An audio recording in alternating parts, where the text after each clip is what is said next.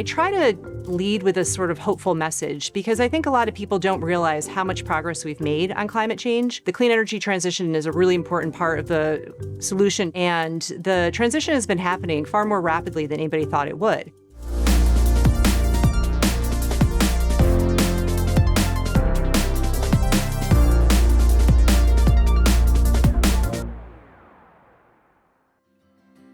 One of the most important experiences was the PhD work I did at Northern Arizona University. And it was really where, for the first time, I felt the need for this sort of work. I felt the need for conservation work because wildfires were such a real and imminent threat in the town of Flagstaff where I lived. And it was the first time I really lived alongside nature in a way where climate change was actually an issue in my daily life.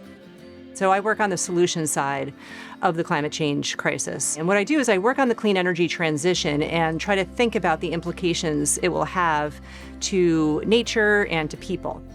Wind and solar are now the cheapest forms of energy. We're seeing coal plants retired, and we're looking at new technologies like geothermal, floating solar panels, and even things like hydrogen. I'm really optimistic about the clean energy transition. About 10 years ago, there was barely a solar facility in the US. We just started implementing wind.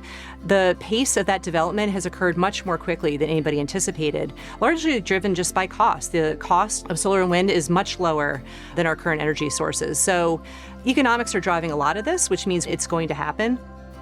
One thing we expect to see from climate change is range shifts. So we see animals moving to, let's say, higher latitudes or higher elevation, because as the vegetation changes with changing temperatures, animals would then have to move north to find those same habitats that they used to find in more southern latitudes. And this is where the renewable energy transition, again, plays in. How are these animals going to move across the landscape to essentially escape the impacts of climate change? My favorite way of interacting with Duke master's projects and Nicholas School students is basically challenging them to figure out some of these new and emerging questions. The Duke Nicholas School students are really good at exploring these new and emerging problems and bringing me back, great analyses that help contextualize and frame those issues. I definitely see them get excited when they realize we're trying to answer questions that are out there in the real world. I want to assure people that if we really want to see change happen, we can make it happen. And it means not just trusting that things will happen kind of top down, but supporting these sorts of initiatives so we can make that change happen from the bottom up as well.